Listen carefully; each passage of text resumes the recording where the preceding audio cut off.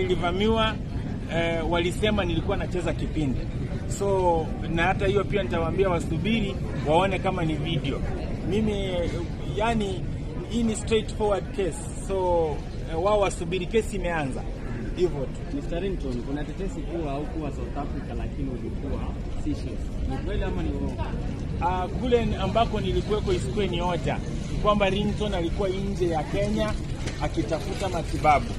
Na kweli nimefanyiwa matibabu, nimefanyiwa test na madaktari wamesema sikufaa kurudi, nilifaa nisubirie kidogo nje ya Kenya, na ni kwa sababu ya upendo wangu kwa Wakenya. Naona wamama wananiombea sana.